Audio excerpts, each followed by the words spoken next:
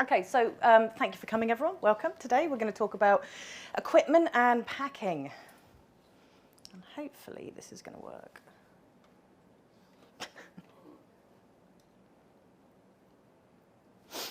Right, so today we're going to dive down into a little bit deeper knowledge about your equipment, and then we're going to finish up with a packing demonstration.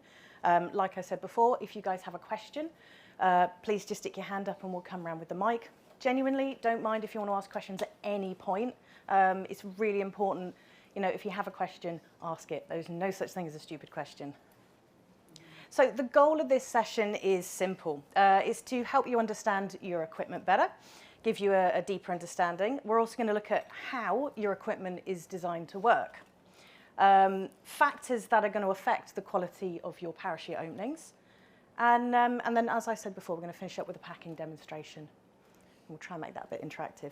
Now, for those of you that don't know me, I've been giving packing talks at the Expo for a few years now.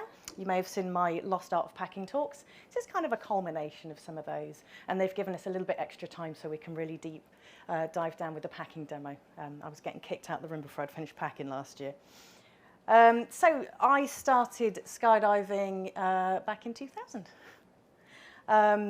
When I did my AFF course in Australia, learning to pack was part of your AFF course. So, of course, I learned to pack really early on. In fact, I packed every single canopy I jumped on my AFF, apart from the first one, because that was a tandem. And mainly I learned to pack because my other half got a new canopy, which he couldn't pack. So I laughed at him, and then he decided that I should learn to pack. So I did, just so I could pack it, to annoy him, as you do. I compete in 4-way and 8-way, indoors and outdoors. And I'm actually giving a talk on 8-way tomorrow. So if those of you around tomorrow afternoon, hopefully you'll come along and watch the beginner's guide to 8-way. I'm an advanced packer and a basic rigger. Oh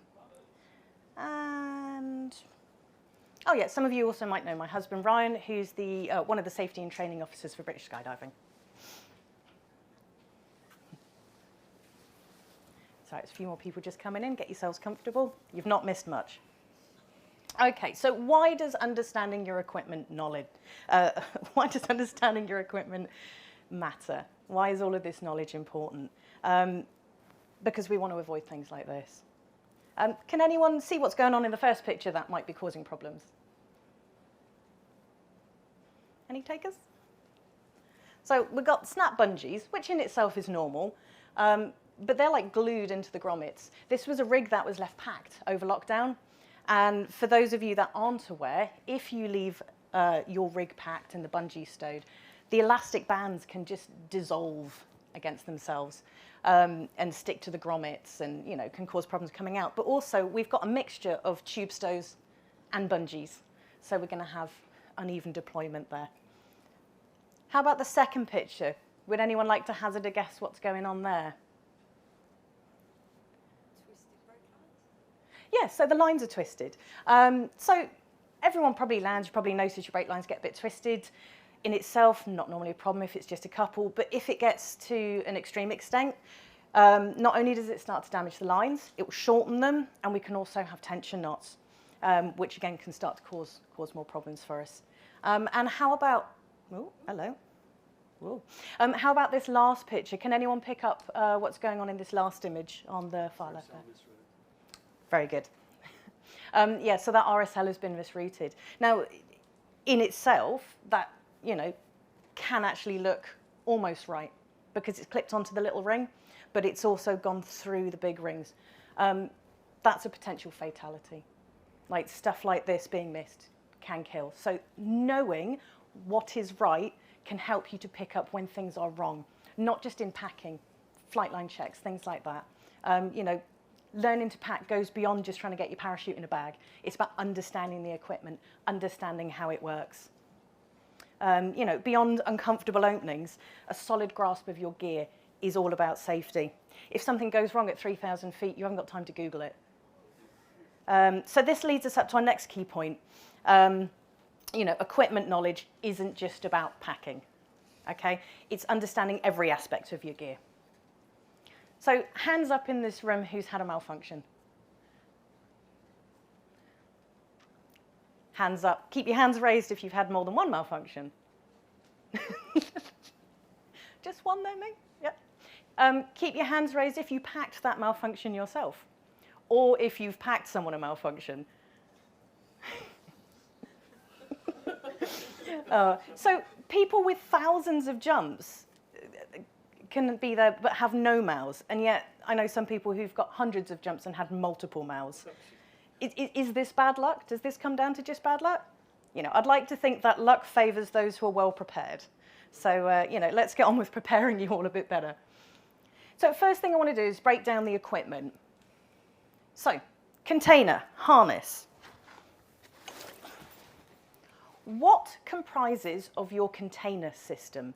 If you were to go to Sunpath and order a brand new Jav, what's coming out the box? Just the harness. Just the harness?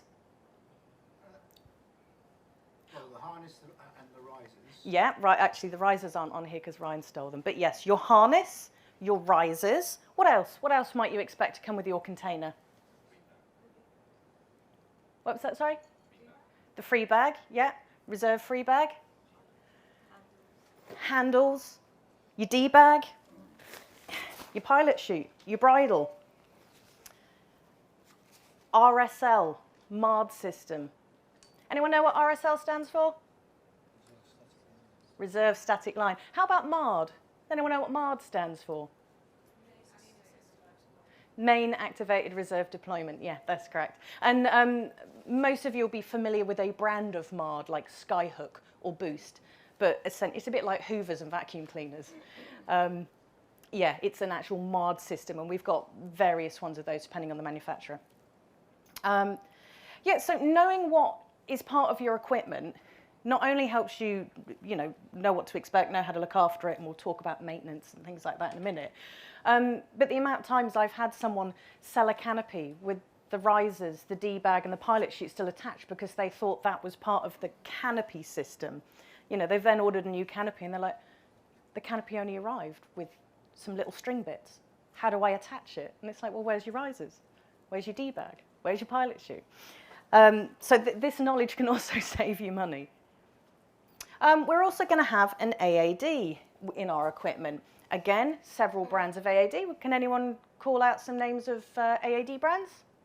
We're sponsored by one of them today.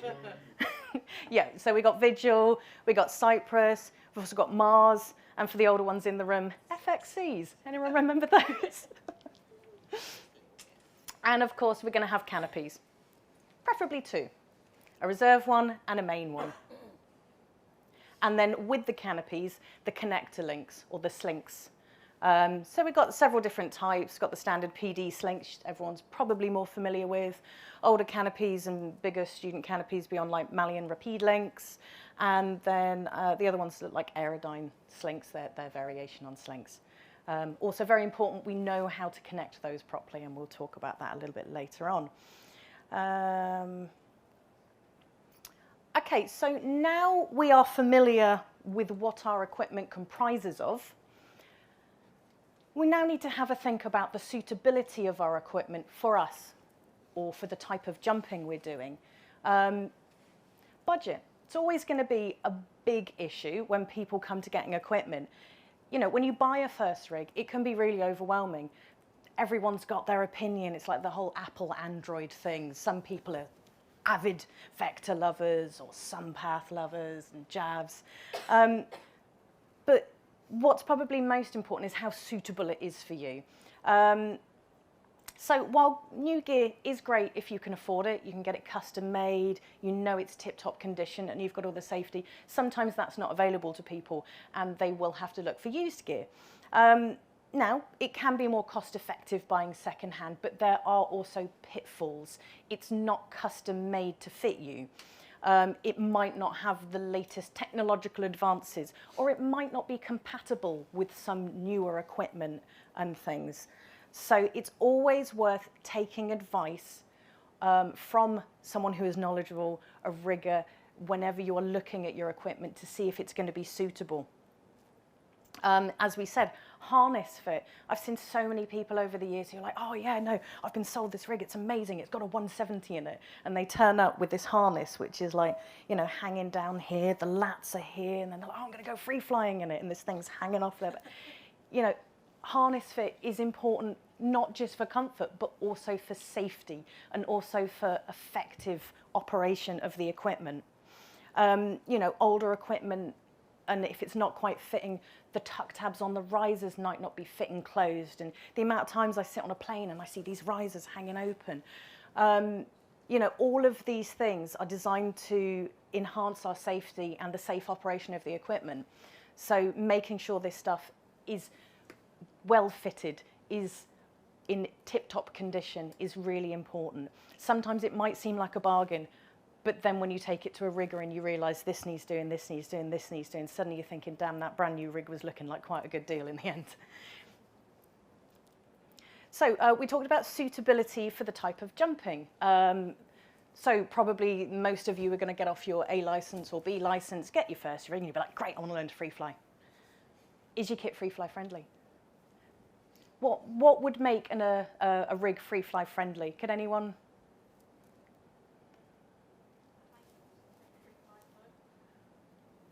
Where is our mic? Come on. He's slacking at the back there. Thank you. Free fly tab at the bottom, the PUD. Yeah, so having something in place so that our pilot chute is not going to be deployed prematurely. On top of that, I mean, a tab is great, but more importantly, maybe the bridle cover, a tight-fitting BOC, riser covers that aren't going to flap open when you're trying to go head down. Got a great video of that in a minute. Yeah, so making sure your equipment is suitable and fit for purpose for the type of jumping you're going to be doing. Size and range of canopies for the container. So you've found a well-fitting second-hand container. It fits you like a glove, but you can only jump a 190. Is that 190 going to fit in that rig? How do you know? This is becoming more and more prevalent. People are not realizing that different size canopies are not designed to go in different size harnesses. Now, this isn't just about how tight it is to pack it in there. This does have safety implications as well. If you've got a reserve which is full fitting, and then you try and shove in a main that's too big, and then you need to get that reserve out, and that main's still in that container, you know, you've got to think about all of these things. Manufacturers will put recommendations on their websites for the size ranges, the minimum and the maximum size of canopies that can go in your specific container. It is really important you try and adhere to these. Some of them are, you know, some of them will say you can go up or down one or, you know, either end of what they recommend. Some of them are a little bit more specific with the exact size ranges that will fit. Again, take advice, look at the manufacturer's websites, ask the questions. Don't just assume it's going to fit. Type and suitability of AAD. So you've picked up a second-hand rig off someone.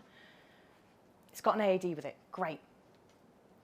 Is that AAD set up right? Was it a student AAD? Is the changeable mode been set to speed?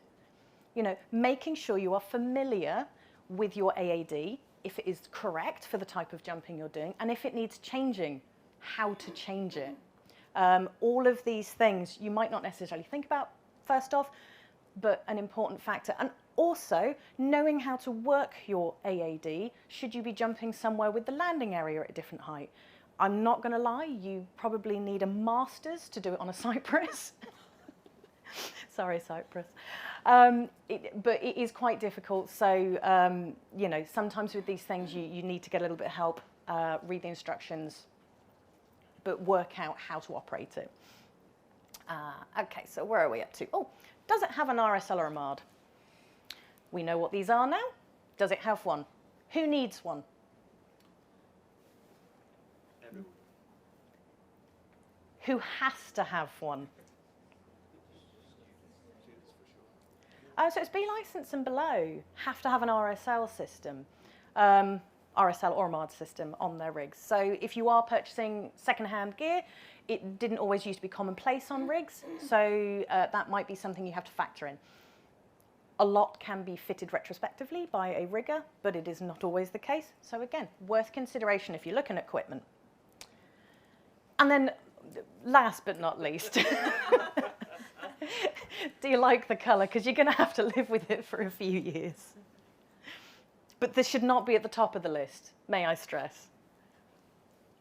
So now we have got our equipment. How do we look after it properly? You know, your gear will not take care of you if you don't take care of it. Regular maintenance is going to be key to preventing malfunctions, extending the life of your equipment. So, what sort of maintenance should we be doing on our equipment? Cleaning our cutaway cables. How often do you think we should clean our cutaway cables? Once a month? Yeah, manufacturers' recommendations are once a month. Hands up here, anyone who cleans their cutaway cables every month. Oh, it is having a moment. What's going on here? We've got a dodgy connection. Yeah. How do we, oh, yeah. Mike, down here. Hey, do you want to come in? You got doing a song and a dance now as you go down. Yes, Sophie. How's the best way to clean them? I was just going to get that. So cutaway cables, ideally we want a soft, clean cloth and a little bit of silicone, preferably like food grade silicone, little spray, clean the cables, put them back in correctly. We might cover that in a bit.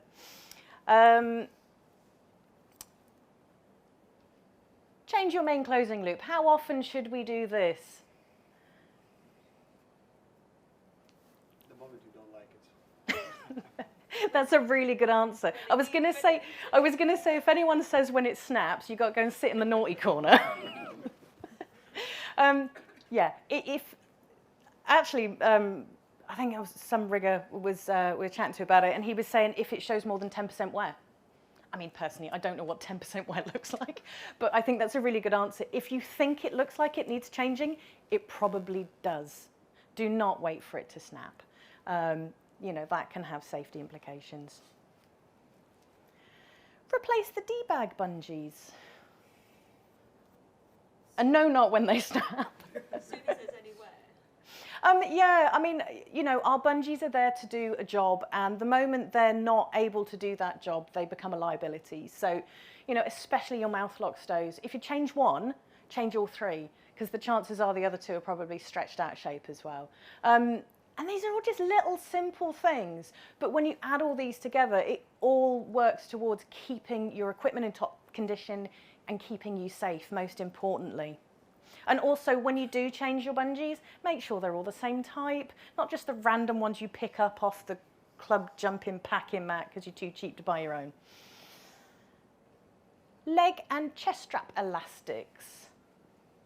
They come in funky colours now. People sell them, they're great.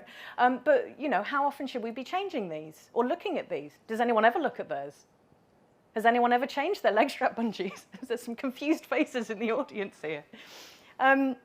Yeah, you know, they should be fit for purpose. They're there to keep our leg straps and our chest straps tightly secured. If they're getting loose and things are coming undone and flapping around, again, that can cause problems, could have safety implications. So do check this stuff. It is important. Changing our kill line. Does everybody know what a kill line is? Because I know some of you aren't packers yet. Hands up. Anyone not know what a kill line is? Okay, so here's one I prepared earlier. So your kill line is the line which goes down your bridle and attaches to your pilot chute. So before we jump, we cock our pilot chute, we make sure it's in full extension, we check there's green in the window or whatever colour it is, and that our pilot chute is going to work. After our pilot chute has done its job, the kill line will be pulled and it will be collapsed. However, what happens to our kill lines over time? They stretch or they shrink more likely. The friction on them will shrink them. What happens if our kill line shrinks? Wear and tear, I mean, this is a pretty old one. This rig's not in service at the minute. They can snap. Worst case scenario, you're going to end up with an inflated pilot chute towing behind your canopy. That in itself is not the worst thing in the world. When they shrink, they'll start to distort the shape of your pilot chute. Your pilot chute is designed to be a specific shape when it's in operation. It's a little bit like a donut. So it's the apex of your pilot chute where your handle or your hacky or your pud attaches. It's just pulled in slightly. And that makes the pilot chute a really effective shape for extracting that bag cleanly out of your container, off your back, and getting that canopy deployed.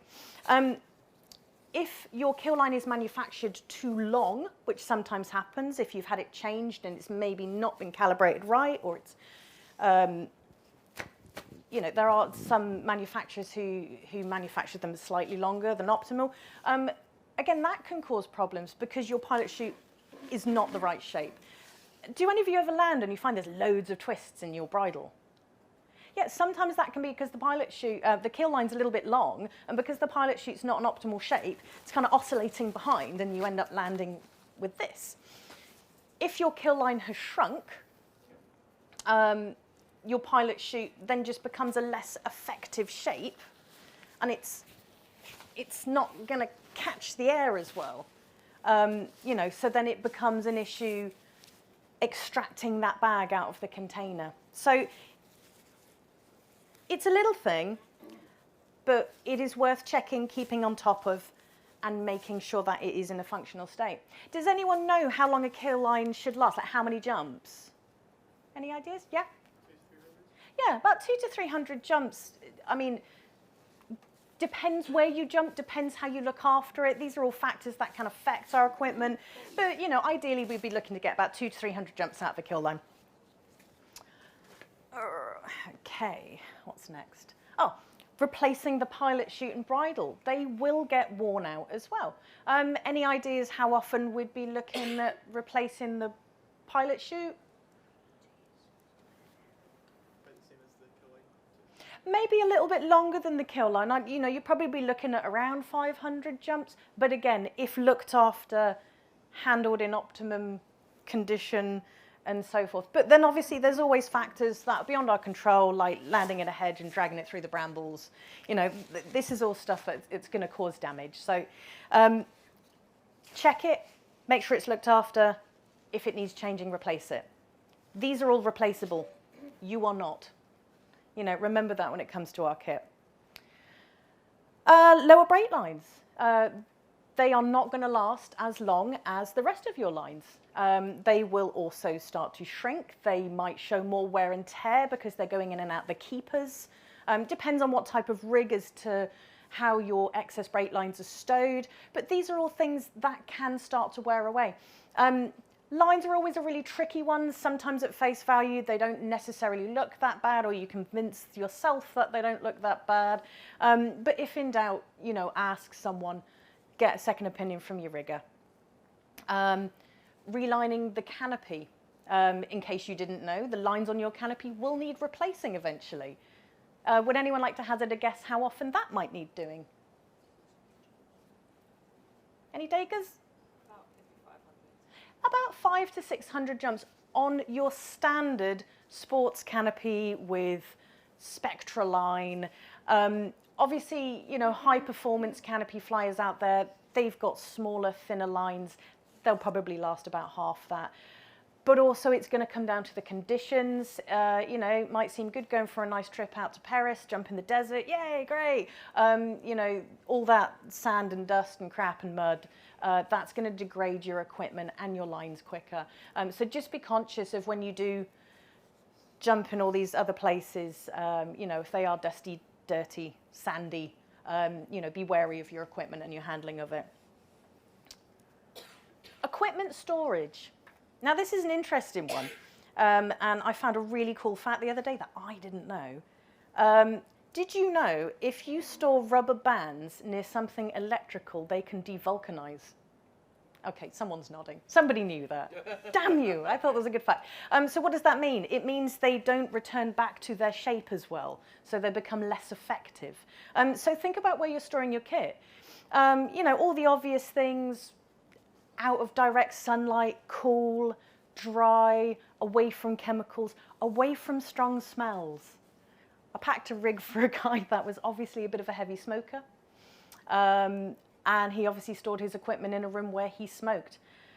My God, it stank.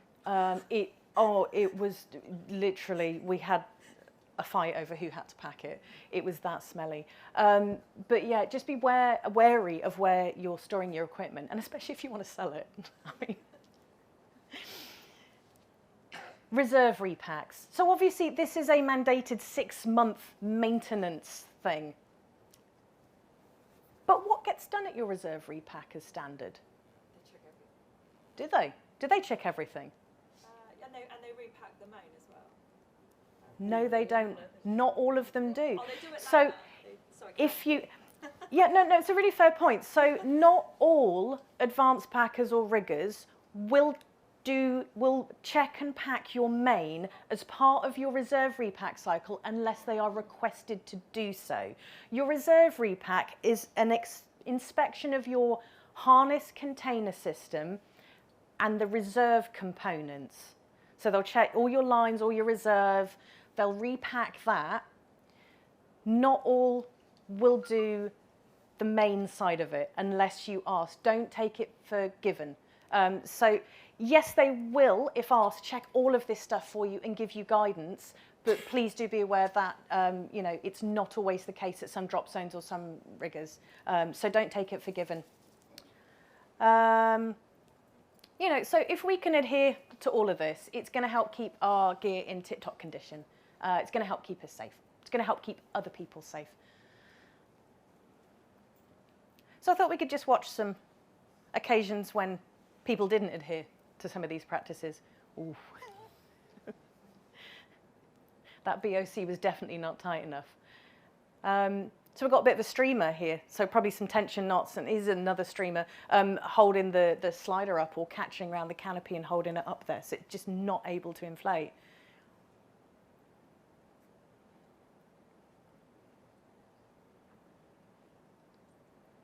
So we've got another hard opening, and it looks like there's some lines have snapped up on the right-hand side, so his canopy literally can't do its job. What was this one? This one is quite hard to see what it is caught around his slider, but it's potential that the, some lines or a tension knot is caught around the little bit that collapses the slider. This poor guy is entangled in his kit and in a whole world of pain right now.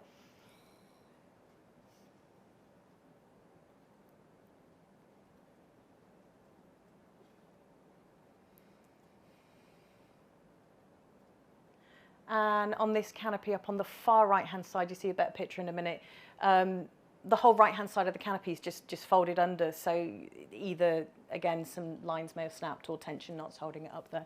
But essentially, all of this stuff could be prevented with better equipment, knowledge, awareness, maintenance, packing. So, controllable factors. We've talked about maintaining our... Oh, yes, Ming, you've got a question. Before you move on to that, is it worth mentioning just for the audience about the service bulletins? Just checking service. Yeah, we can. I mean, yeah, you can if you want. You've got the mic. Go ahead. All right. Do you want to come do the rest of the talk? No, please do. That's a really good point. And yeah, carry on. You've got the mic now. As part of looking after your equipment and everything, every now and again, sometimes a manufacturer might find an issue or might become aware of an issue. So looking at service bulletins which may identify kit by serial numbers or year of manufacture and something you might need to check. It might be something critical, it might be something that's just a making.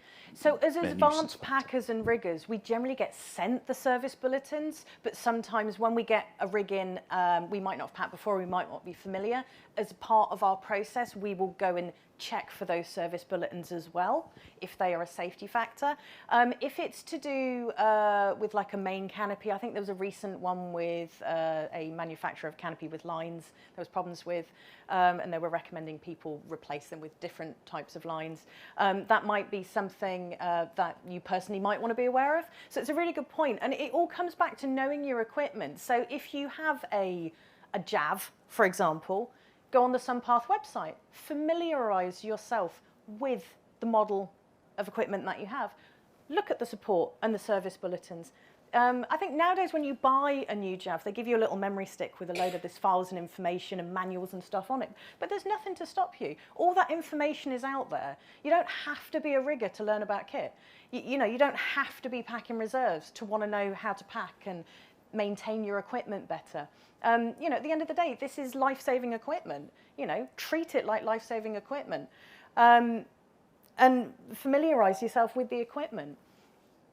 So, moving on to controllable factors. So this is sort of as well as the packing, and we'll talk about this as we're packing things, and I'm sure questions will arise. But yeah, equipment compatibility was something we talked about earlier. Now, the reason, you know, this is such a big thing is the D bag, that's, for those of you down the back, you know, the bag that comes with your container is manufactured to fit the container. It's not manufactured to fit the size of the canopy that it came with or you want to put in it. It's specifically made for that container. If you try and put something in it that's too big, or if you try and put something in it that's too small, it can have implications. You know, we've said before, the manufacturers do have lists of, yeah, there we go. You know, they do have lists of the range of canopies that are suitable for the size of containers. And that is why, because they made this bag to fit certain sizes of canopies. And there are reasons for that. Pilot chutes. The size of it, the material of it, the condition of it.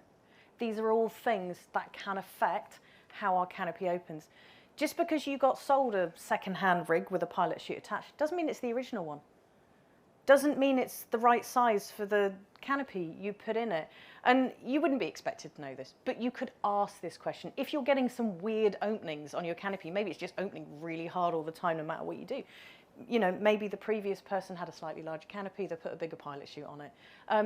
These are all things you can look at or speak to your rigger. We've talked about the kill line, we've talked about how that's going to affect your pilot chute operating, and also the condition of the material and things like that. Riser covers and types, they're not just there to make your gear look pretty. You know, they have a job to do. Your risers are, oh, where have we gone? You know, your risers are designed to aid in the deployment sequence. They are meant to open at a certain point, not before that point, and hopefully not after that point. If they're springing open too soon, you might get a little bit of a hard opening, or if they're holding on too tight. So, you know, if you do have, I mean, modern equipment, you've got really nice magnetic ones, you've got the nice tuck tab ones. Actually, new ones, when they are brand new, can sometimes be a little bit too tight. Don't be afraid to, you know, just work them a little bit. Just open and close them a few times before first use, just to make sure that they, you know, are comfortable and coming open. Our slider. We're going to talk about this a little bit more when we're actually packing, but the condition of our slider, and more importantly, the placement of our slider is what's going to have the biggest impact on how our canopy opens. The lines. Now, we've talked about, you know, lines. I thought I'd pass these around, so if people are not familiar with the different types of lines we can get on our canopies, please feel free to pass these around. There we go, and have a look. So we talk about the line type and the condition. As you'll see, there's many types of lines available nowadays. The type of canopy that you have will normally determine the lines you have attached to it. You're not expected to know this. You know, your rigger will be able to let you know what lines you have or what lines you need, should you need to replace them. But are you untwisting them regularly enough? We've seen what those tension knots can look like, and we've seen some videos of what those tension knots can cause. You know, looking after your lines, you know, is something that you can control. You can keep on top of the maintenance of them. If they're allowed to get dirty, you're packing on dirty floors, you're not untwisting them, this is going to shorten the life of your lines and the effectiveness of them. And yeah, if they're not twisting, it's going to shorten them, literally. But another issue with your lines is they are going to get worn out after a while. They're going to become out of trim. Has anyone heard the term, my lines are out of trim? Does anyone know what that means? Come on, who wants to answer? Where's the mic? Here we go, pass it to this chap here. I'm not entirely sure, but I think there is two types of drag on a flying canopy, and basically one type of drag. If you have a chart and on the x-axis you increase the speed, one type of drag increases, another type of drag decreases, and that point is the trim speed. I think. Yeah, so when our lines get out of trim, our canopy's not going to work the way it should. The very shortened version of that. You know, our lines are subject to friction, the sliders going up and down it. Some of those lines are going to shrink over time. And it's just going to slightly change the way your canopy opens and flies. On a lot of canopies, it's probably not even going to be noticeable on the bigger ones. On the smaller, more high-performance ones, you're going to notice that. Hence why those tend to need their lines changed a little bit more often. The line types they use are subject to that a little bit more. So, as we said, untwist them. Line type and condition. If they look like that, get them replaced. Line stows and bungees. So the way you stow your lines can have a big impact on the way your canopy is going to come out of the bag and open. And we'll talk about this again during the demo. Essentially, it comes down to good tension on those mouth lock stows and even line stowage. And ideally using the same types of bungees so we've got the same amount of tightness on those lines. There's several ways to do this though nowadays. So semi-stowless bags are getting more and more popular. These do have advantages. You know, there's fewer elastic bands to deal with. Yay. They can be a lot quicker to pack and deal with when you get used to the way it's done. There's less wear and tear on your lines because there's no bungees. And that's all great. You know, and they're designed to aid with that on heading opening. Disadvantages though, it's easy to do it wrong if you don't know what you're doing. And you can end up with some really funky line dump, which can be problematic. So again, it comes down to familiarizing yourself with the way your equipment's meant to work, being able to do it properly, knowing how to do it properly, and if you're unsure, ask the question. And also, some semi-stowless bags are not designed to be used with certain types of canopies and equipment. So if you do have a container, you will need to check to see if the semi-stowless bag you want to buy is suitable for it, will work with it, will fit it. And again, that's just going to come down to checking manufacturers or speaking to riggers. Our body position. I mean, it seems so obvious. We learn this stuff on AFF, but over the years, I have had just many random conversations with people about, oh, my canopy keeps opening really, really hard. My shoulders are really, really sore. Everyone packed this girl's canopy. Every jump, still, oh, it's still opening really, really hard. Oh, I've got really bad bruises here. Anyone guess what she was doing as she dumped out? She was still tracking. She'd just forgotten that she needed to stop before she opened her parachute. So yeah, another controllable factor. And obviously the method and quality of our packing. All of these things added up together and how we pack it. So I wanted to move on to malfunction stats, just because it's quite interesting. Year on year, malfunctions have been increasing. These are the stats for 2024. So 225,947 descents by skydivers in the UK. 204,133 were by licensed jumpers, i.e. not students, not tandems. out of those 204,000, 166 malfunctions were reported. So that's 1 in 975 descents. There was a malfunction. So this is a breakdown of what those malfunctions were. Anyone notice a trend at the top there? Twists, tension knots, pilot shoot in tow, back rotation. You know, many of these could have been prevented by better packing, better equipment knowledge. And interestingly, the majority of these are more experienced skydivers. I think there's possibly an element of complacency that happens. We learn all of this when we're getting our B license. You know, we used to have a packing certificate when we got our B license. Now we just need a brief.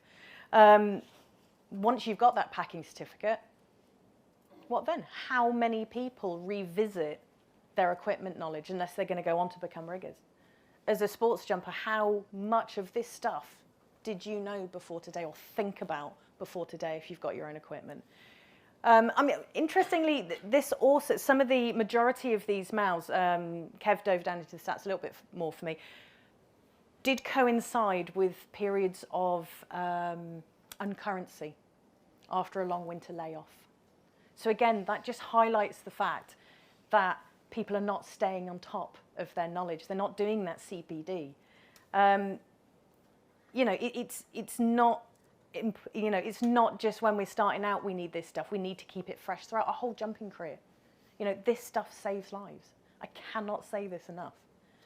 Worldwide, 70% of the fatalities could probably have been prevented by better equipment knowledge and packing. If you want to know more about the stats, you have to go to Ryan's talk, but I just remember that from his.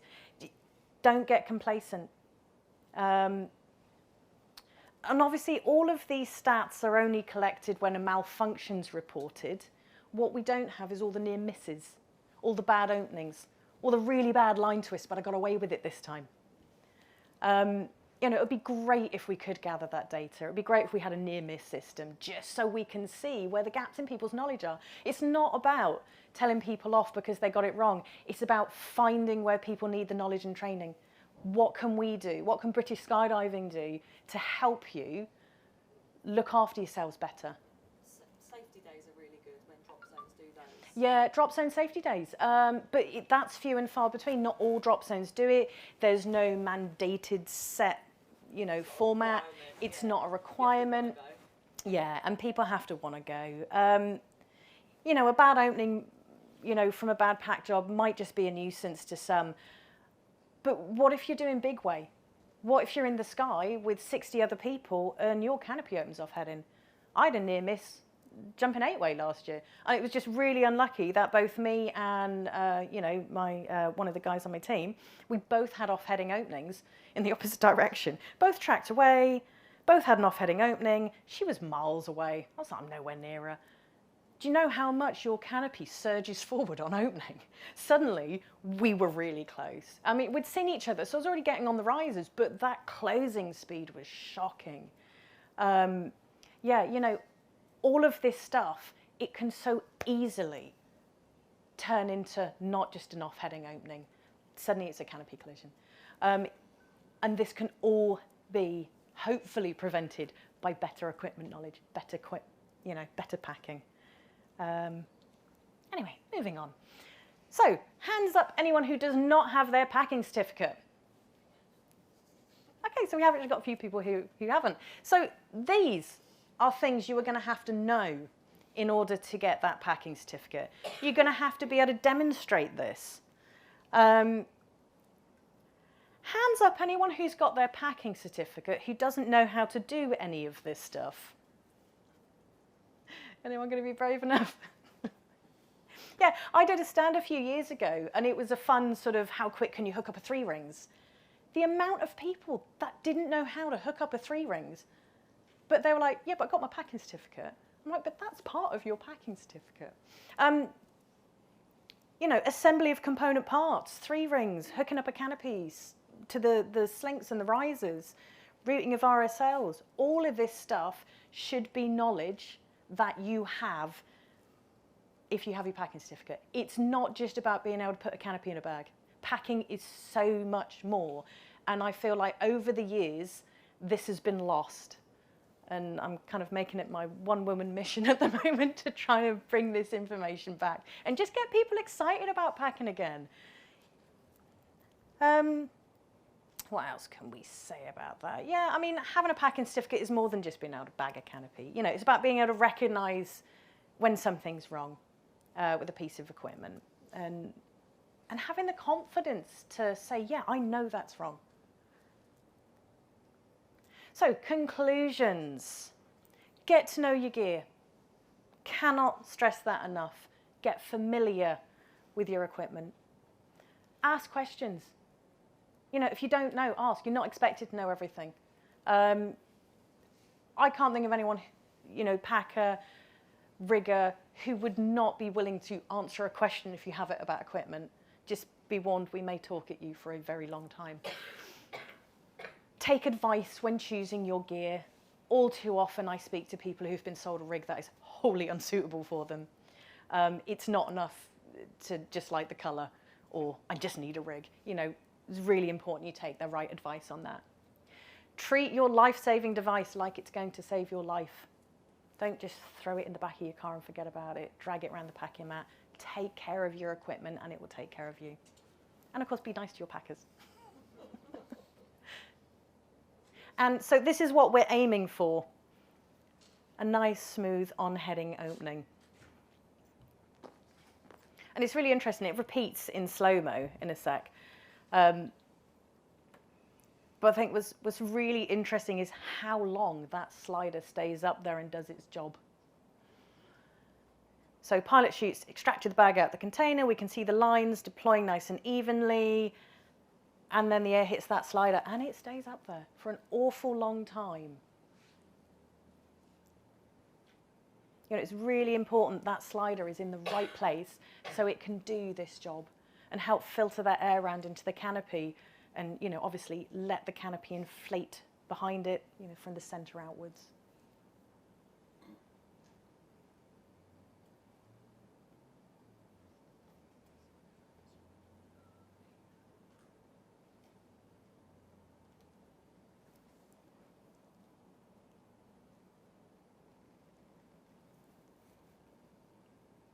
I told you it was up there a really, really long time.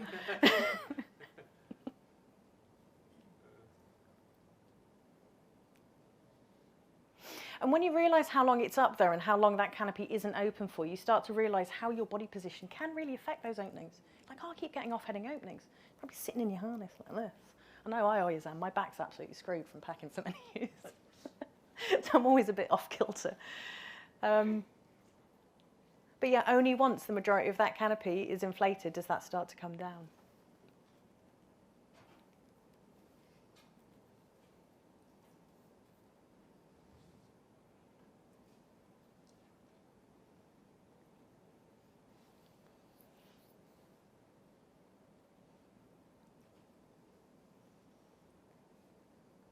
Any questions at this point?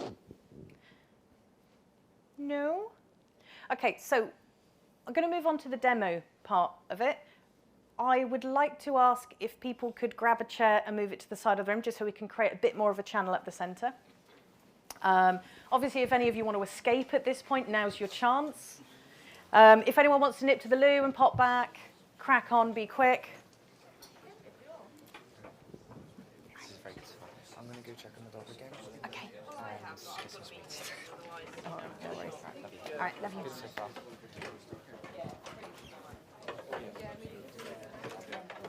Very good, thank you. You're more than welcome. Can you show the second last slide? Oh, what, the opening? No, the everything which you need to know. If you have a search. Yeah. That's an abbreviated version. Yeah, we kind of don't teach the link replacements and defect removal. I'm going to shoot off. Yeah, all right. One question. Yeah, That last video, yeah. it looked like the slider was the wrong way. Because you know the tabs? Yeah. The tabs were at the front. Well, I didn't Yeah. notice. Have a look at the video. Oh, I will do. I only just noticed it because you showed that one before. And Yeah. the only reason I did was because when I was hooking up, when I was cabin, Yeah, yeah, quick toilet break. Yeah, no worries. You're more than welcome. I'm more than happy to come over to Ireland, give talks. I said I'm more happy to come over and yeah, actually, give this. do you have a I've done card? it at a few. Do you have a card, a name card? I'll find you. You're on LinkedIn or anywhere? Yeah, I'm on LinkedIn, I'm on find Facebook. you. I mean, if you contact British Skydiving and just ask them. But yeah, I've been starting to do that more, going around to different drop zones and giving this. I've been like at universities and things, but yeah. You're welcome. No worries. Are you going to stay for the packing bit? Yes, I will, yes. Oh, I need some water. Did you have a question? Oh, okay. I just couldn't see that from the back. Ah.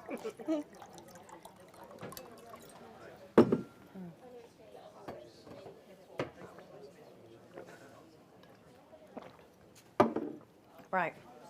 Oh, by the way, if anyone wants to come up and have a look at the harness and container system over here and, you know, see what's inside it, feel free.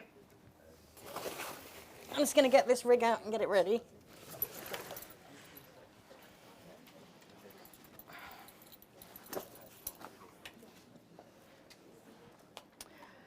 Do you know what?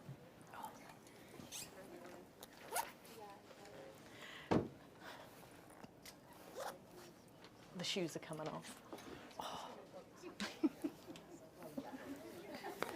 I've probably got, oh no, I haven't actually got odd socks on. I couldn't find my unicorn socks. I was so gutted. Right, I need, what can I use? I need a packing weight, or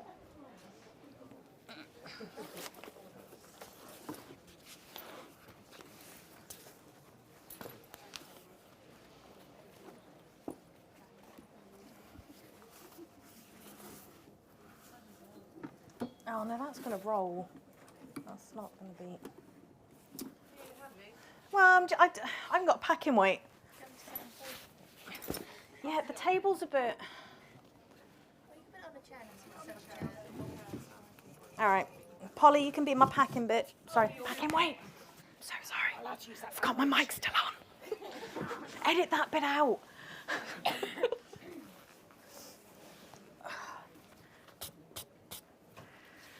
Okay, just give a minute because I think some people nipped off to the loo. So guys, at this point, please, you know, don't have to sit statically. If you want to see something a bit closer, come up and have a look. Just be wary, they are recording, so try not to block the camera. Ask questions. You know, this is as much for you to, you know, get out of it what you will. Oh, thanks, Polly. I know, they didn't hoover in here. I do have a quick question. Yeah, sure. What if your container doesn't have a vortex, it doesn't have the charts anymore? Do you just ask your rigger? Ask the older riggers, they'll have one. Yeah, so with the older second-hand equipment, it can be sometimes difficult to find that information. I guarantee there will be a rigger out there. Probably the best thing to do is speak to the chief rigger for British Skydiving, which is Pete Sizer. He is next door, currently doing a talk. But, you know, if you speak to any rigger, they can ask him for you. He will probably have a catalogue of all of this stuff. But yeah, that is a very valid question. Some equipment that was manufactured for jumping isn't made anymore, so that stuff isn't available. Yeah. Right, I have no idea what's in here. Lovely rig has been lent to us by the lovely Extreme today. Feel free to go to their stand and visit them for your skydiving needs.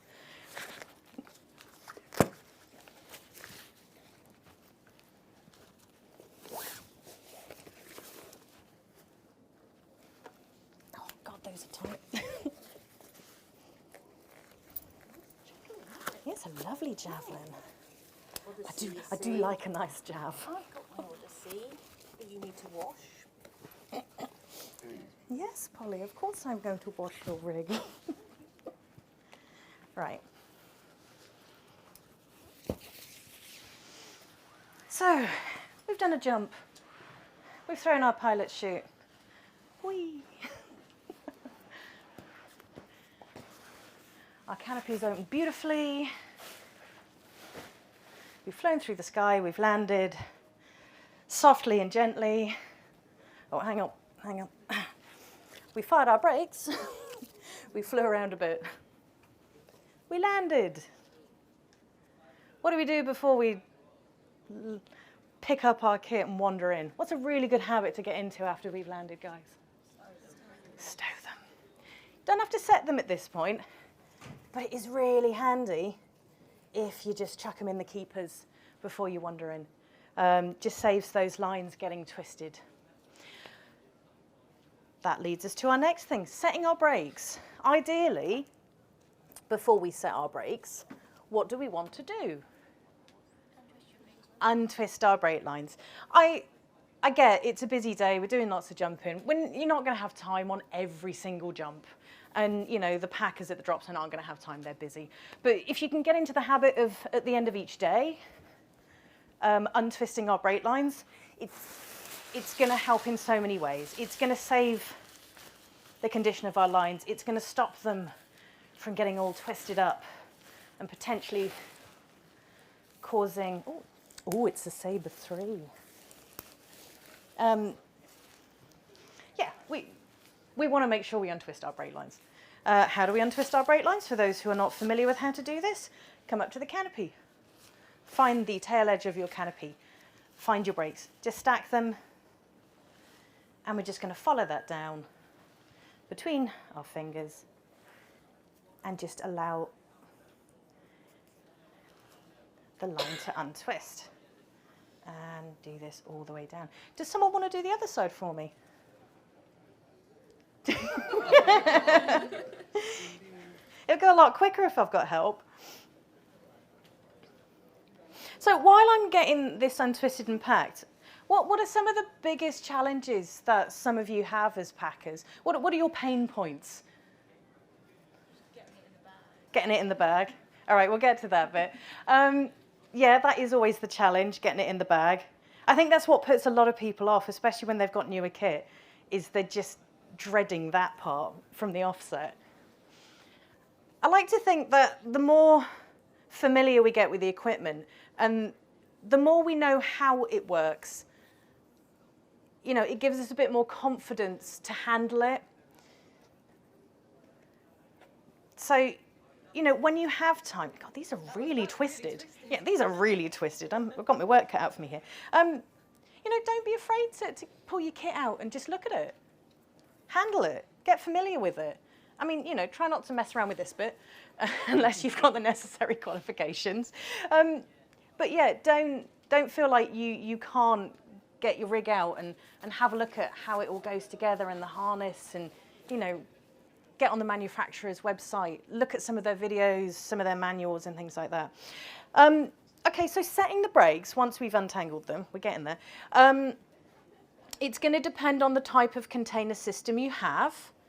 There are different ways to set brakes. The majority of them will have some sort of system where you have a toggle keeper at the top. So I'm not going to go too much into the setting of brakes. Suffice it to say, please untwist them first. Stow them the way that your manufacturer recommends. If you've got something like an SWS fire, you might have a pin that goes through the loop as opposed to the top of the toggle. This one's got keepers at the top and the bottom, which keeps it nice and secure. And there'll be somewhere to stow the excess of your brake line. It's important that your excess is stowed. Why is it important? Get your thumbs through it. Yeah, we don't want to accidentally be putting our hand through the excess and then trying to fire a brake, or it coming undone and catching around something and keeping it closed. So, oh, thanks, Paul. Yeah, so familiarise yourself with the type of equipment you have and how it's meant to be set. If you're unsure, ask a packer. Look on the manufacturer's website, familiarise yourself with your own equipment. But just the important factors are making sure that it's set, that it's tight, you've checked it, it's not going to come undone. Give your rig, your risers, a little bit of a shake and a jiggle. Did anything come out? Because I can assure you it's going to be moving a lot more than that in freefall when it's opening. But yeah, some of the older rigs, they might not have as tight toggle keepers.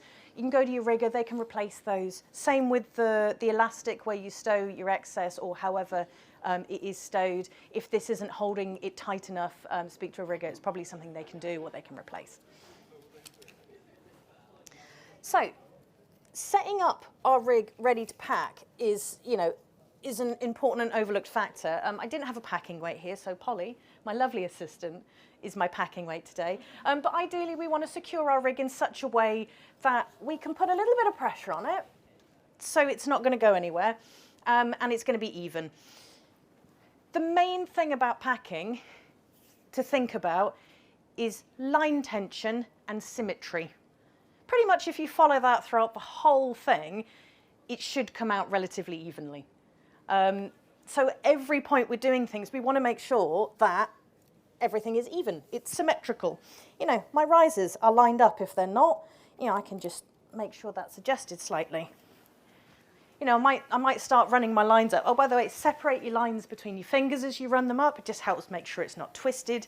You'll be able to see when you get to the other end if it looks like that, we've got problems going on. If it's inverted, rotated, step through. Being able to run your lines up in different line groups, it's just a really quick way of being able to see if there's any issues going on. If I get to this end and I'm like, I've got one set of lines here and one set of lines here, just, I've gone a bit uneven. It's really easy to get off track when you're in a busy packing hall, you're chatting to people, you're talking about the jump you've just done. Another thing we can do is we can just line up the cascades and we can just see if they're symmetrical, and that will just help guide us as well. So I'm going to move this up here, I think. Otherwise we're going to just hear rustling of canopy. There we go. So once we've run our lines up, we've made sure that our brake lines are clear, we've not got any funky rotations or step-throughs or anything else happening. We're going to want to start our pack job. People have different ways of doing things. There's lots of ways to learn to pack. I'm going to show you the way I pack today. It's not the only way to pack in the world. I'm not saying you have to do it this way, but this is the way I like to pack. This is the way I like to teach. It makes sense to me. If you have any questions about anything I'm doing, please do ask. So the first thing I'm going to do is I'm just going to find the label on my canopy, and then I'm going to keep going until I find the second label on my canopy. First of all, I'm going to check what canopy this is. This is a Sabre 3. So I know this is a 9-cell canopy. So I'm looking for 9 nose cells. And this is the bit I always think sounds a bit like a choo-choo train. Once you hear it, you'll never unhear it. So I'm going to count my 9 cells. And then I'm just going to lift those and just allow the canopy to spread out. I'm just allowing the lines and the line groups to separate. I'll give it a little shake if I want to. And then I'm going to pop those nose between my legs, just to keep hold of it. It'll stop the rest of my canopy from shifting around too much. And then we're going to start looking at separating up the line groups and flaking our canopy. So why do we do this bit? I can see you really want to answer. So we talked about symmetry. We talked about line tension. We've talked about the job the slider does. We want to keep our lines in the middle and our fabric to the outside. But we also want to make sure that that's done between the line groups so that that canopy has the best chance of opening in a correct and staged way. Now, some people pack with the lines on both shoulders. I've always packed it on one shoulder. For the girls in the room, we do have a handy little line separator. And I also like to pull the slider up out the way. Some people quite like to flake it with the slider in place. That's absolutely fine. There's nothing wrong with it. It's just what you get used to. And I think when I'm teaching and when people are looking, it's handier to have the slider out the way because you can just see a little bit better what I'm doing. If any of you guys want to move to the front, or can you see up there okay? Oh, look, it's me. And with packing and line separation and things, I always start at the back. So I start with the A lines. This is my first line group. So working away from the nose. So our canopy, if you're not familiar with the line groups and stuff on a canopy, we've got the nose, which is the front of our canopy. We've got A lines, B lines, C lines, D lines, brake lines, and the tail. Could have had some slides or something up at this point, but anyway. So I'm just going to take everything that's not an A line, and I'm just going to hold it out of the way. And then I'm going to look down in the little gap, and I'm just going to flake the cells of that canopy between those two lines out to the side. So lines in the middle, canopy to the outside. If you're learning, you might want to count them as you go along. So we've got the outside of the canopy, and then we've got 1, 2, 3, 4 flakes. There's 5 lines in each line group on a 9-cell canopy. If you want it really pernickety, you can count your 5 A lines. You can move all of the cells between out to the side of the canopy, and then the next line group that was attached is going to be our B lines, and we're going to repeat this process down the canopy. So everything that's not a B line, we're going to hold out the way, and we're going to flake canopy to the side, so we end up with our C lines. And if I just move that out the way for now, we can see we've just got our line groups neatly stacked together in the center and all the canopy flaked to the outside. And we're going to carry on. And if you've got arms like a T-Rex like me, you'll struggle with this bit. Just hold it up and out so you can reach the next line groups and canopy lines there. Now, remember down the sides of the canopy, the lines are attached. Sometimes we'll lose this one. We won't be able to find this line. It does exist. It is there. It's sometimes just you need to follow the side of your canopy around to find those D lines where they're attached to the outside edge, and try and stop them from drifting out around the back. One of the main reasons we want to keep the lines in the middle is because if the lines move around to the sides of the canopy, we run the risk of a what on opening? Yeah, line over. Yeah, if the lines move outside around the canopy, we can end up with a line over. So hence lines in the middle, canopy to the outside.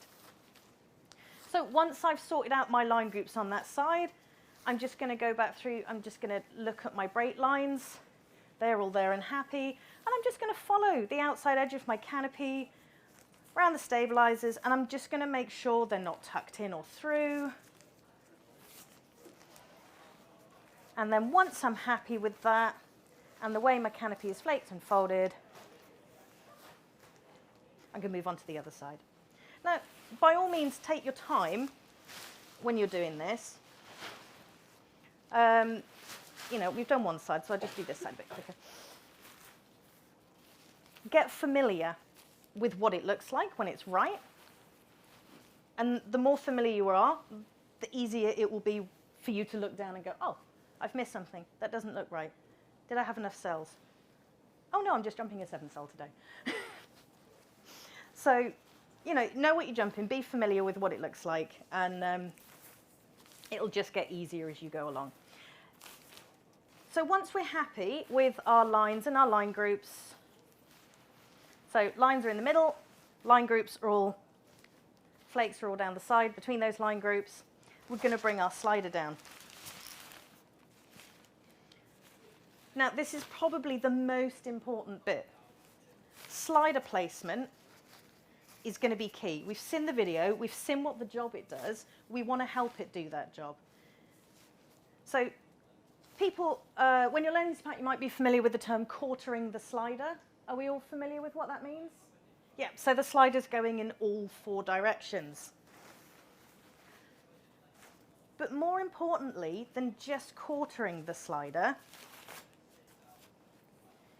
is the apex of the slider, the middle of that slider. We want to make sure that is pushed as far down as it can possibly go.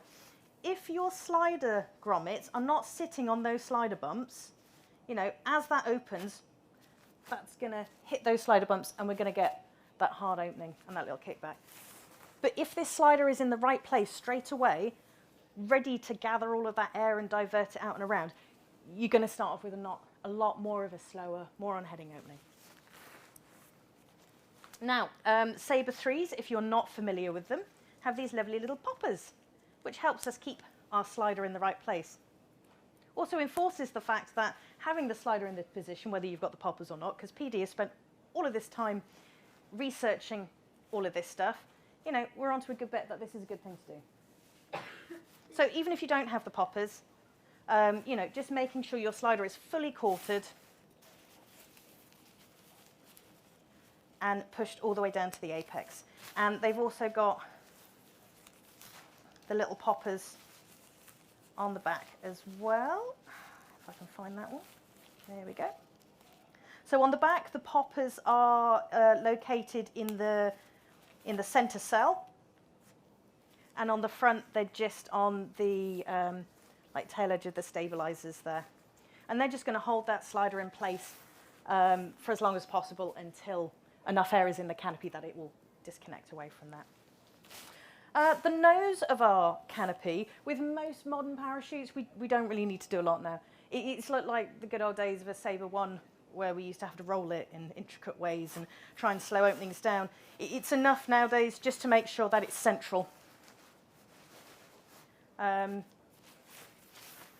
If you're not sure if it's central, you can just hold it in the middle till you feel the weight of the lines fall either side and then just pull it back out a bit. But really, it's not necessary. Once you've got the slider in place, your nose just needs to stay in the centre, flush with the back of your canopy. Oh, thank you. So once we're happy with the slider placement, we're happy with the nose, we now want to get the tail of our canopy up. Again, if you've got little arms like me, you're going to have to do some sort of lunge, squat, reach forward. However you do it carefully. We've just put all of our lines and all of our canopy in the right places. We want it to stay there. The whole purpose of getting it from this bit and into the bag, we want to maintain as much as what we've done as possible. Oftentimes people get on the floor, they lie on it, then they've got to get it in the bag and it all just goes out the window. Suddenly it's, oh my God, how do I get it in the bag? And they're just pummeling it in any old way. It's really important that we maintain this as much as possible throughout the rest of our pack job, because we've put all this stuff in place for a reason. We want to try and keep it here. So when you bring the tail up, most canopies will have the label on the center of the tail. Sometimes it's offset, but there'll generally be a seam. We're aiming to get that seam. Again, we're back to symmetry, so we want that in the middle. As we gather the tail around the canopy, we're aiming to keep everything in place that we've just done. If you can balance on one leg, use your knee and just use that to hold it in place while we gather the tail around, or just pull it around carefully. Just ease it round. Now, once we've got our tail, we're going to want to put a couple of tight twists in it to try and hold everything together. So when we're lying on it and getting the air out of it, it just holds its shape better. It means when we put our folds in there just a little bit tighter. This can feel really quite tricky to do. To be honest, I can show you the way I do it, but sometimes you've just got to have a practice, have a go.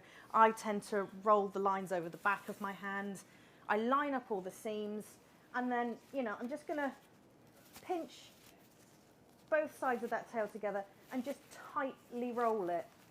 Like 3-4 times is normally enough. And then I'm going to pull down, and that's going to lock around the top. And then we're going to give it a cuddle, because we love it, and we want it to treat us right. And also it just helps get some air out at this point. So getting it from here onto the ground, we've spent all this time, we've put the lines in the right place, we've put the canopy in the right place. For the love of God, don't just throw it from waist height. I see this so often. I get here, and it's like, thump. and then everything just explodes outwards and people wonder why it's suddenly inflated with air. Just slide your forearm down your canopy. You can see it's not that heavy. I've got it on one arm. You know, you can all kneel, you can all lunge, just however you need to get down to the ground, and then just using that arm, just slide that back end out the way, and there we go, it's on the ground. Now I'm going to come back to a little bit of equipment maintenance and check-in at this point. Check your kill line. Depending on what kind of equipment you've got, it's going to be attached in a specific way. You know, we might be able to just check the attachment points. Obviously, the sides of the bridle here is quite sharp. After a while, this little bit of line here might get frayed here. So we just want to check these things. We want to make sure that it feeds through the bridle smoothly and cleanly. We're going to take all the twists out of our bridle.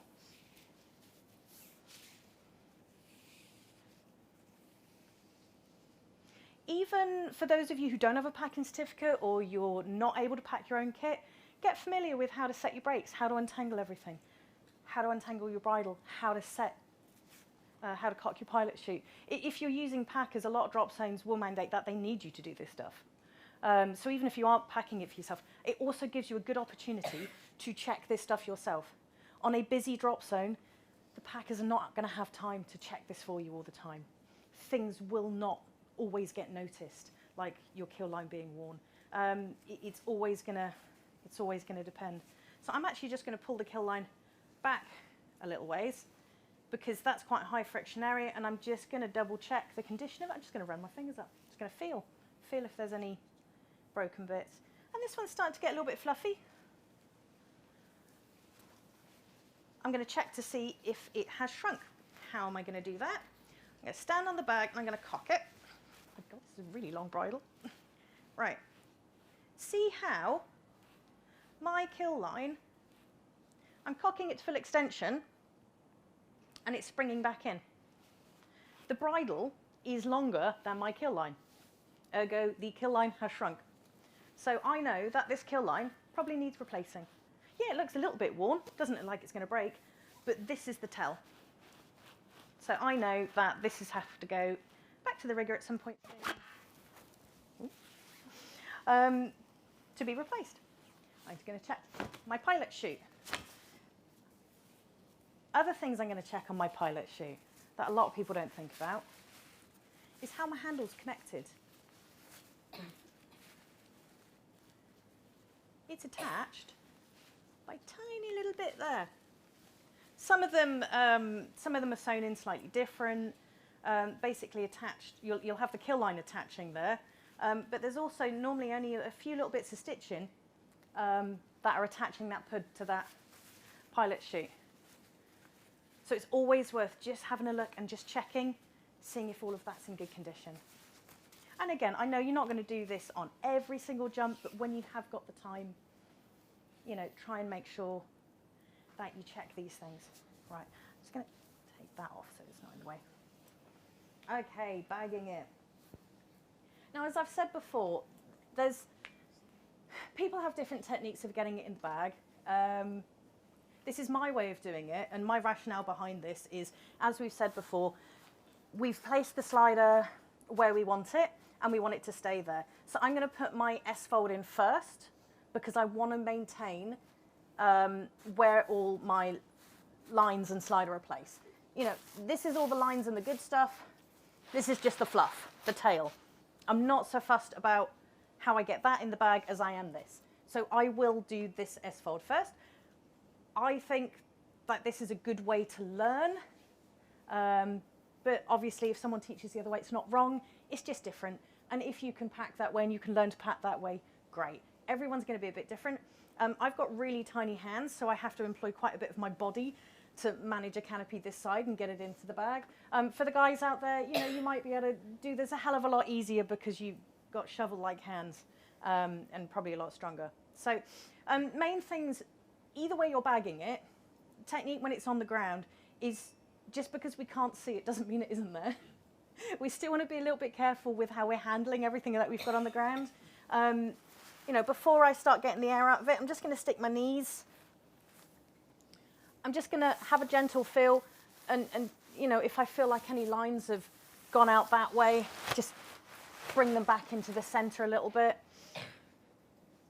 And in order to keep better control of the canopy on the ground and keep the folds tighter, I'm going to just make sure that it is the top skin of the canopy that I'm tucking around.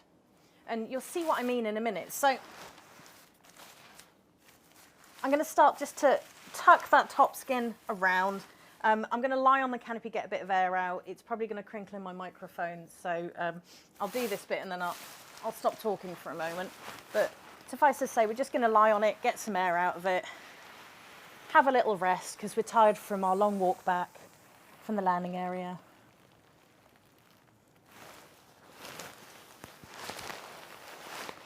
You know, we might just want to have a little rest here.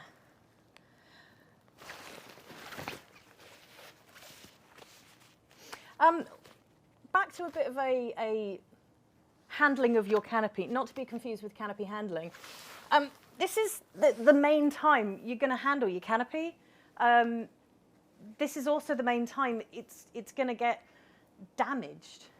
It's going to come into contact with our sweaty little hands and foreheads and things like that. So, you know, if it is a hot day or you have put sun cream on or, you know, you might have been using hand cream, have a think about washing your hands, wiping your sweaty brow before you introduce that stuff to your canopy. Canopies don't tend to like sweats and oils. And, you know, when you see secondhand canopies, this is the high traffic area where you'll see the most damage and wear and tear. Be conscious of how you are handling your canopy and what you're handling it with. Again, it comes back to looking after your gear, good kit maintenance, things like that. If it is a dusty landing area, if you can give it a good shake out, especially if you've landed on a beach, get a friend, grab the tail, give it a good shake outside. If you're packing a canopy and it's got dust and dirt inside the cells, all of this stuff we're doing it to this point is going to be rubbing those cells together. And if there's abrasive things in there, that's going to start to do damage. So yeah, just have a think about all of these other factors to try and keep your gear in tip-top condition. So again, I'm just going to start to trim down the size of my canopy on the ground. I'm just going to keep lying on it to get a little bit more air out. While I'm down here, I'm going to check my bag. I'm going to make sure that my bungees are all intact. I'm not going to lie, I left my bag of bungees in the car, so these are all amazing and will be fine for the next pack job. In reality, this one here is starting to go. I'd probably replace that, and because I'm replacing that one, I'll replace that one, and I'll replace that one. Your mouth lock stows, we want these to be the nicest, tightest, evenest ones. And that goes for the same if you've got a semi-stowless deep bag as well. So I'm getting my bag ready. I'm looking at the size and shape of my pack job at the moment. It's about the width of my bag. And that's what I'm aiming for. If it's a little bit wider at this point, I don't mind. I'm thinking about where this first fold is going in. I'm not too worried about up here. So I think, you know, I'm happy with about here at the moment. Getting your canopy in the bag is the wrong way to think about it, but it's how we all refer to this point. What you're actually doing is you're putting a bag around your canopy. And when you start thinking like that, you realize that actually, you know, there's a reason we do it a certain way. There's ways to handle stuff that maintain the integrity of the pack job we've just spent the last, you know, 5-10 minutes doing. So once I'm happy that I've got the width of this about right, the other thing I'm thinking about is how flat it is. I see a lot of people, they get this, and they've got it like this. And they're like sweating and tense, and they're trying to stack it up on top of it. All that's going to do is create bulk that way. Like, look at your bag. It's wide, but it is not very deep. Like, it's only this high.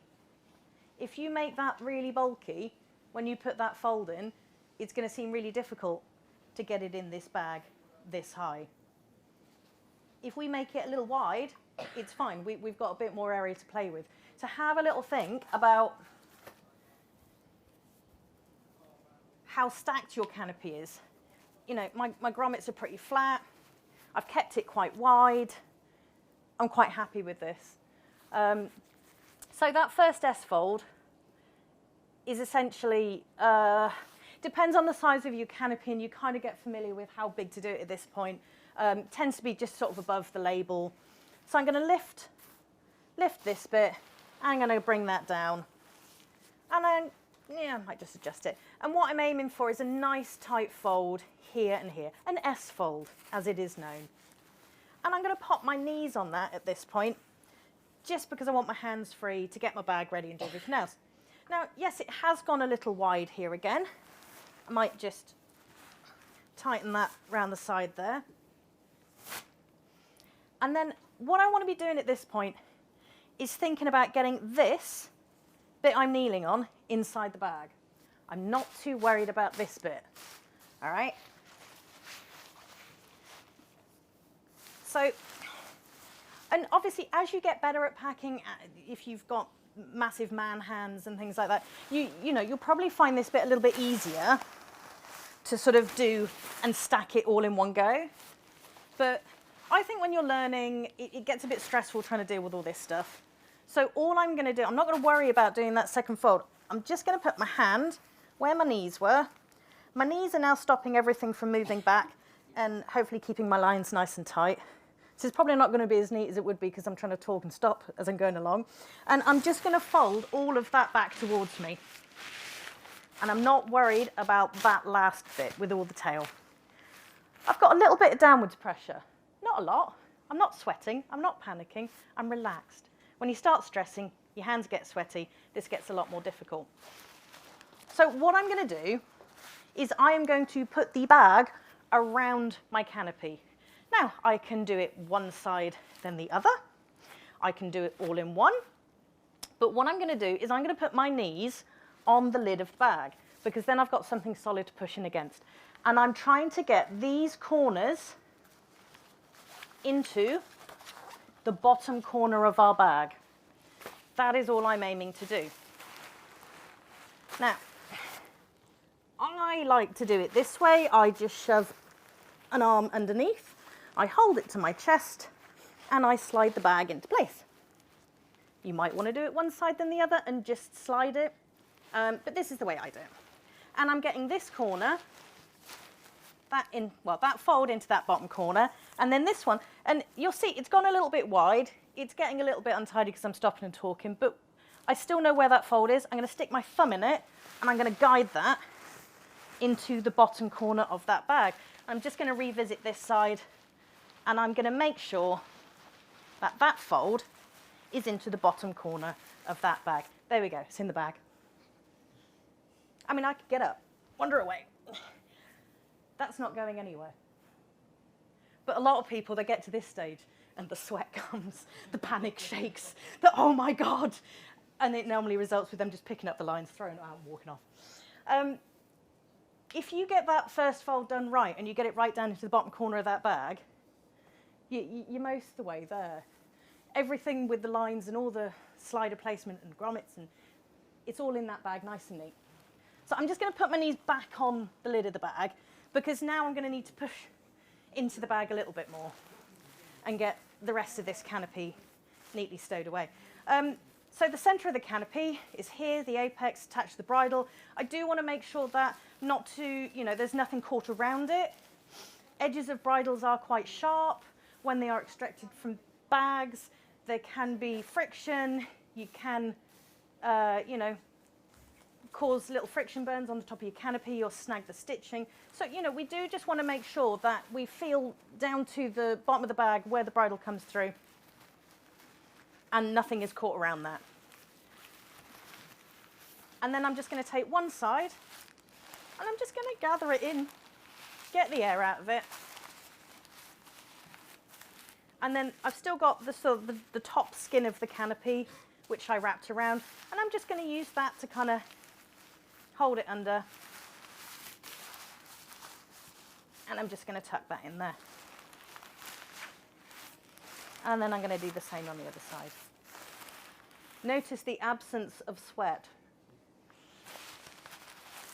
Makes a huge difference if you can do this calmly and not panicked. It makes handling canopies a hell of a lot easier. And again, I'm just going to smooth that. I can see my center seam, it's pretty symmetrical. I can feel the bulk. That feels quite symmetrical. The bottom might start to creep out a little bit as you're working on this. It stands to reason if you push there, stuff's going to want to push out there. I mean, I am kneeling on the bag to try and prevent that. But when you get to this point, if stuff has started to sort of creep out, you know, put the bag on its side and just carefully maneuver that fold back down. You know, we're not wanting to disturb it too much. We can sandwich this between our hands and just make sure that goes down flat. And then we can use, you know, we can use the rest of our body, use our legs to hold that bag closed while we arrange our lines and we get that first stow in. This is probably going to snap on me, isn't it? So at this point, I'm just going to revisit the symmetry. So I'm probably a little bit wonky because I've been moving around and chatting. But I'm just going to run those lines up, take any slack out, and I'm going to put that first stow in, and I'm going to put a nice tight double stow there. There used to be a bit of an argument for many years, should we double stow when we go past grommets? Yes, if you can put it in there, it's going to come out.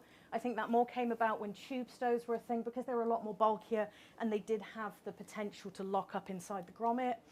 I think it's fairly common practice now that we double stow our lines all the way through our pack job. And now I've taken the slack out, I'm just going to go from bungee to bungee. And my line stows, you know, you're looking at about a thumb's length or so. Basically not so long as they could catch around another line stow, not so short that they will come out as we're manoeuvring the rest of our pack job around.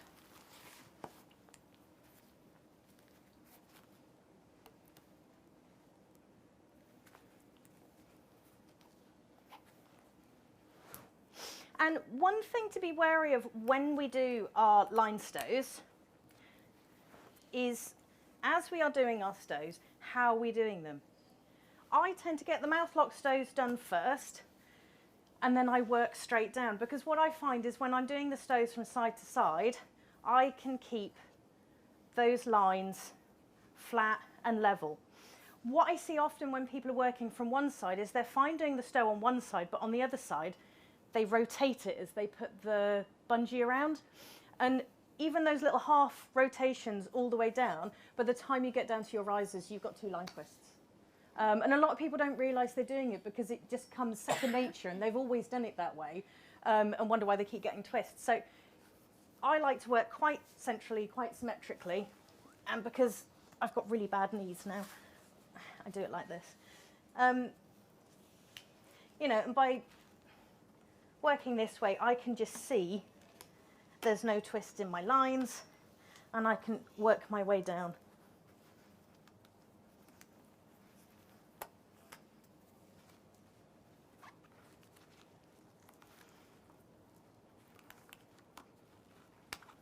And again, making sure that my line stows are pretty even, pretty symmetrical, and there's no twist in my lines.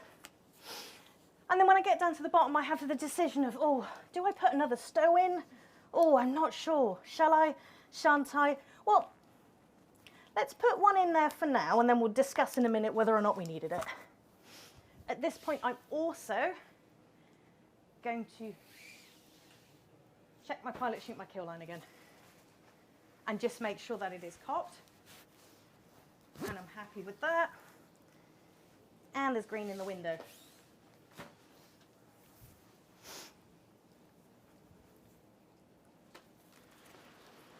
So I think one of the important things when you're learning to pack or you're starting to pack more regularly is having a system.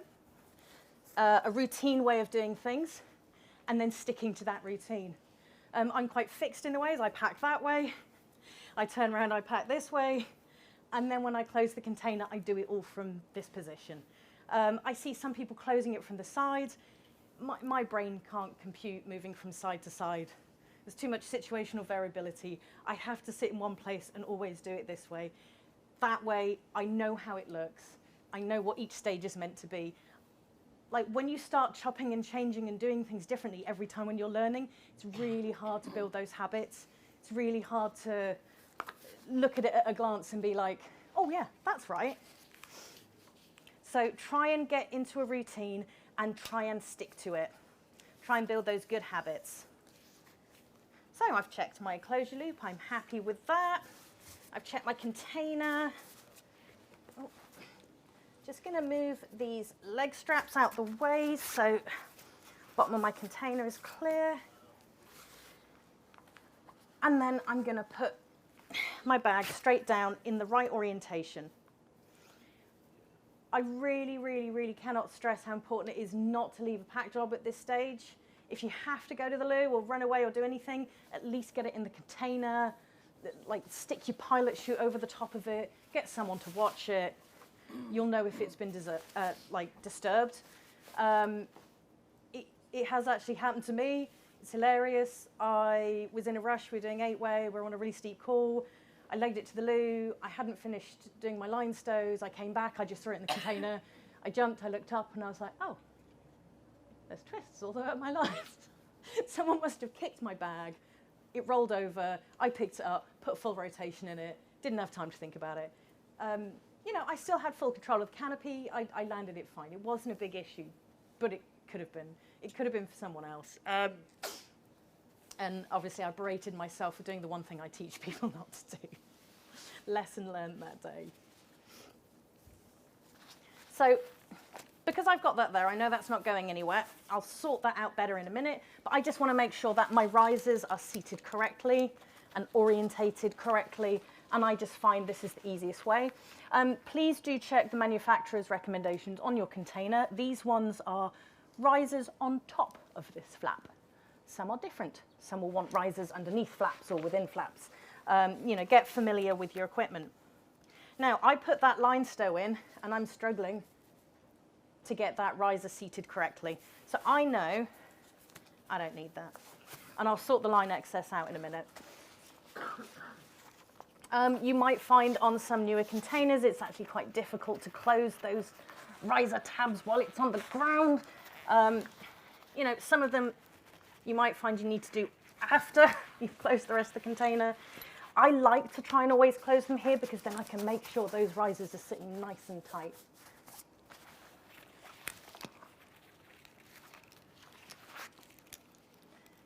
Not sure if I've ever seen an air tag attached there. I'm sure it's fine though. It's not liable to catch around anything, is it?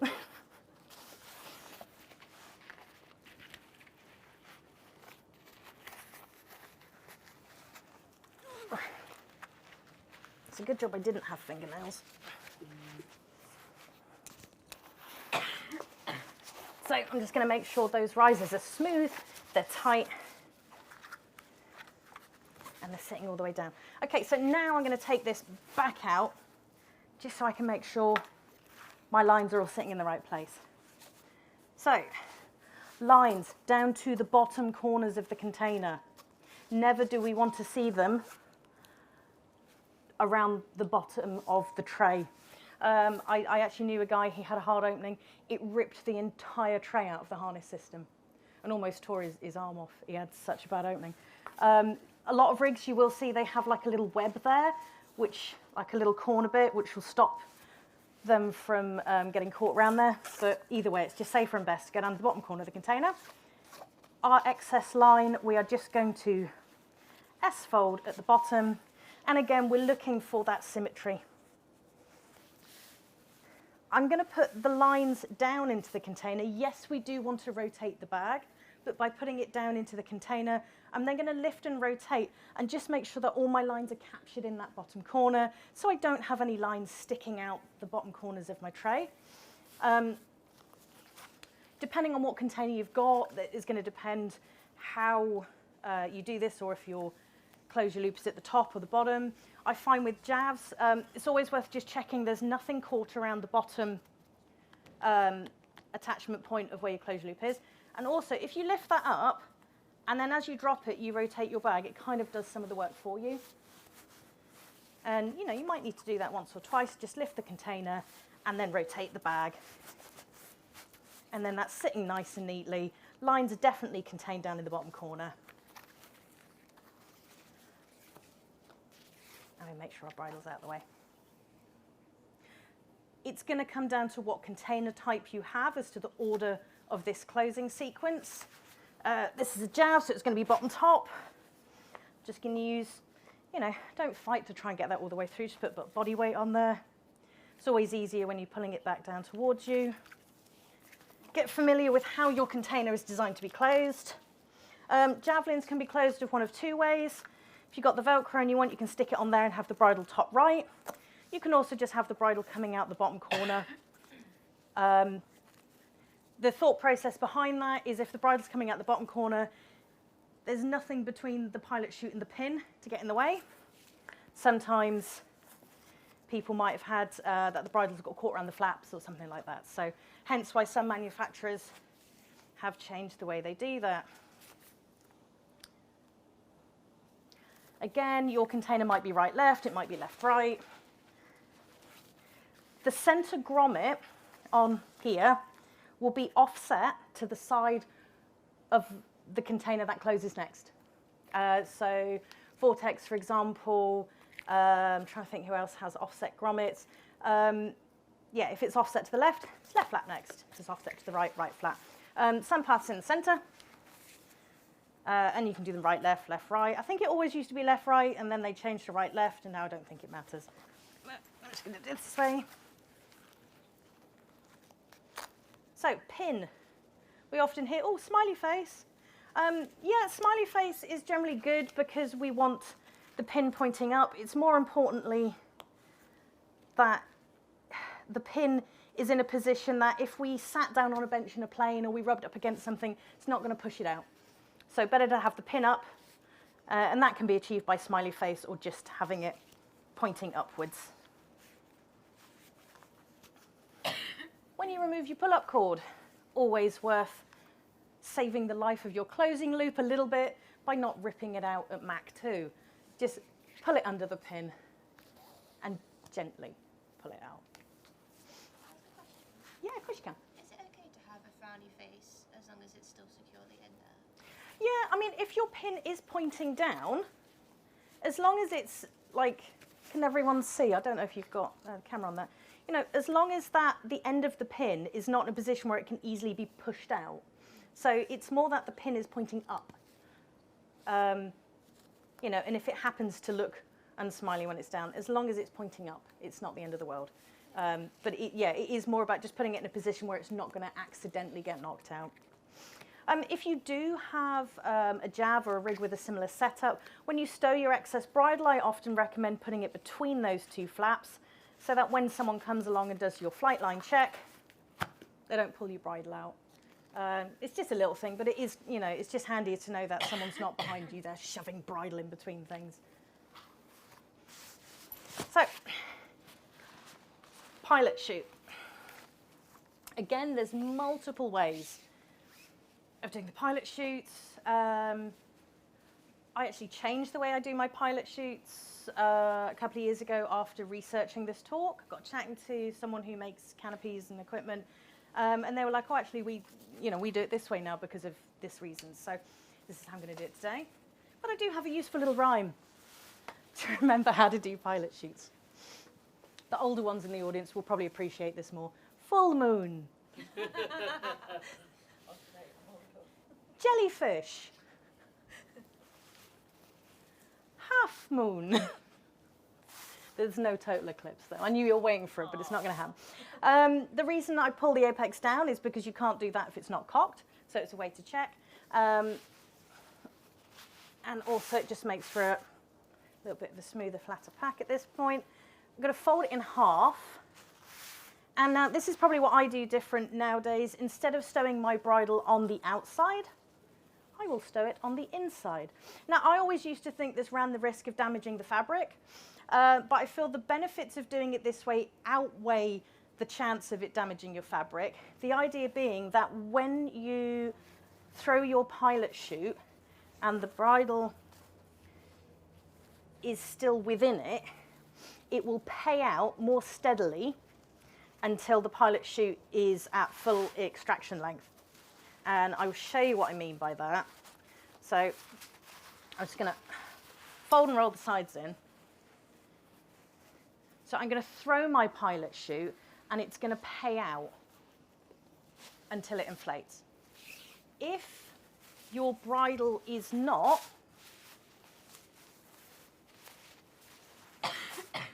contained within, and it's on the outside, I'll do this neatly again in a minute, and you throw that pilot chute, suddenly there's bridle and pilot chute in the airspace together. If it gets caught in your burble and sucked back down or not clear, there's just more of a chance that the bridle could entangle in your pilot chute and stop it from doing its job properly.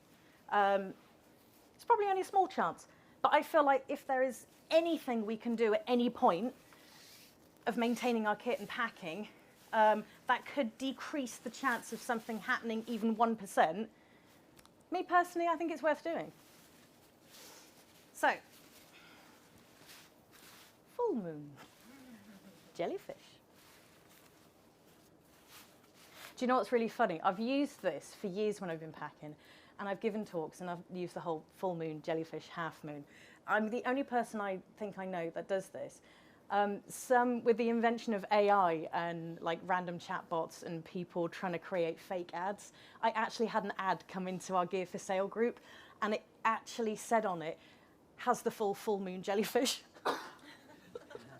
So someone's obviously gone on the internet and tried to look up equipment, come across one of my talks, and I don't know how they grabbed it. It made me laugh.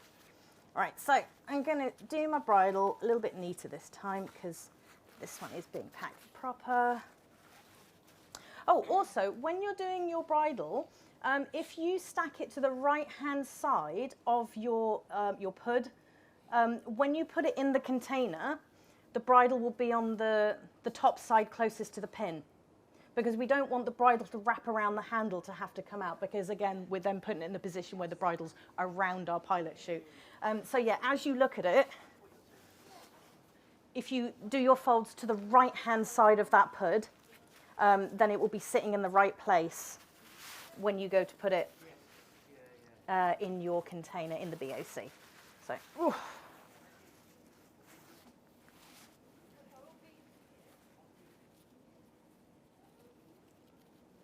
So I probably don't need that fold. Right. So we kind of fold and roll in each side. Why don't I roll it all the way across, I hear you say? Symmetry. Still going to try and do everything as symmetrical as possible, and we don't want to run the risk of anything getting caught up inside. We want to make sure that our pilot chute folds are even and firm. We want it to be able to come out the BOC as cleanly as possible. We talked about kit maintenance and repairing and things. Your BOC, I probably didn't actually put it up on the board earlier, but this needs to be checked and maintained. If this is not tight enough, we run the risk of potential premature deployments, especially if we're doing more high-speed skydives, and there's the chance that this could get extracted, or just the hustle and bustle in the aircraft, shuffling around on the floor or getting out the door, this can become extracted. I'm a huge fan of getting someone to do a pin check and just check my pilot chute and BOC before I get out the aircraft, because I have some people halfway out the door with this hanging out like this. It's like, whoa. So yeah, make sure this is nice and tight. Make sure when you put your pilot chute in, you're feeding it down to the bottom of the container. Give it a little massage and then just pull it back out enough so that your tuck tab or however your handle might be connected or needs stowing. Oh, that's really tight. I mean, it's great that it's tight. They start off really tight. I still struggle with mine. Yeah. 6 months old. Worth noting, if you do get a new set of kit and you're not familiar with the tuck tab puds, practice it on the ground. I've met a couple of people now who've like, oh yeah, I had a really hard pull because they were pulling against their tuck tab. They didn't know they had to sort of push them pull. Yeah, when you get new equipment, wear it on the ground. Get really familiar with it on the ground. You'd think it shouldn't need to be said, but evidently some people don't think of this stuff. So I'm just going to make sure that bridle is tucked away as much as possible so it cannot catch any air and cannot be deployed. Give that a little push. That's all sitting smooth. And then I'm going to go through the rest of my harness checks. Going to make sure my RSL is attached and routed correctly. Handles are sitting nice and tight on the Velcro and haven't been pushed out or moved. My chest strap bungee is there. Is it tight? That one's probably getting a little bit loose and a little bit worn. Yes, a very nice rig. Leg strap bungees. Again, these don't look like they're going to be holding the leg straps together very much. You know, I might want to look at replacing those just to make sure that these don't start to come loose in free fall, things like that. AAD, if I'm jumping, I'm going to make sure it's still on. I'm not going to bother turning things on. Does everyone know how to turn their AAD on and off? Yeah.